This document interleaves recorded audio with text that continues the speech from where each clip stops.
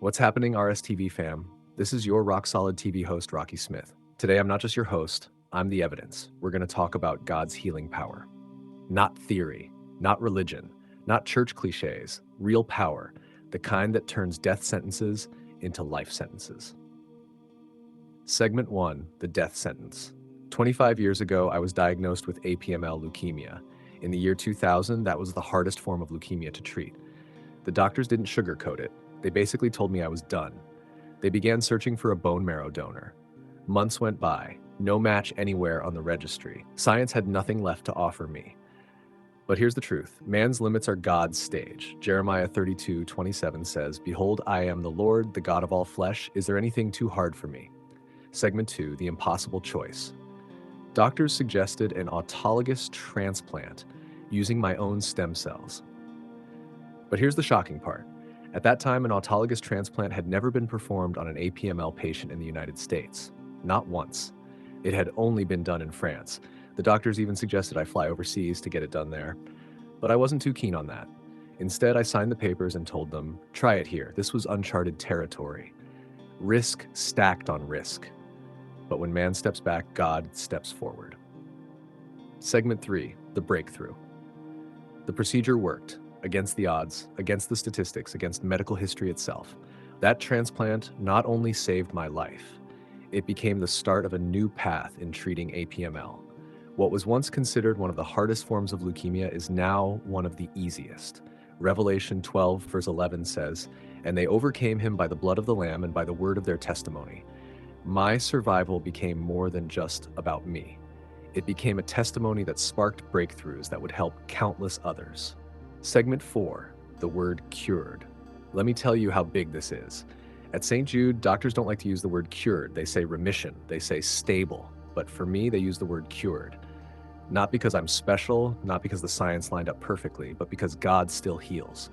Psalm 103, 2-3 says, "Bless the Lord, O my soul, and forget not all his benefits, who forgiveth all thine iniquities, who healeth all thy diseases." Segment 5. God's power versus man's prognosis. Here's what I want you to get. Doctors gave me a death sentence, but God gave me a life sentence.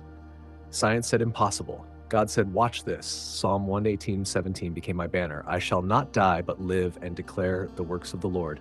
And here I am, 25 years later, alive, declaring his works to you right now. Segment 6, the bigger picture.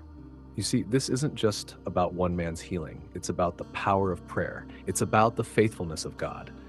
Jesus Christ, the same yesterday and today and forever. People act like miracles are only in Bible times, but I'm here to tell you, they didn't stop. The same God who raised Lazarus from the dead is still moving today. The same Jesus who healed the blind is still healing now. Segment 7, a message to the sick. To everyone who prayed for me over the years, thank you. To everyone watching who is battling sickness, disease, or even despair, listen carefully. Don't give up. Don't buy into the lie that it's over. Doctors may hand you a report that says death, but God still holds the final word. Isaiah 53 verse 5 says, "But he was wounded for our transgressions. He was bruised for our iniquities. The chastisement of our peace was upon him, and with his stripes we are healed." That verse doesn't say maybe, it says healed, present tense. Segment 8. The closing fire. I want this video to shake you awake, to remind you that God is not a distant idea. He is alive, he is powerful, and he still moves. I was supposed to be gone in 2000. Instead, I'm here in 2025 saying this. The healing power of God is real.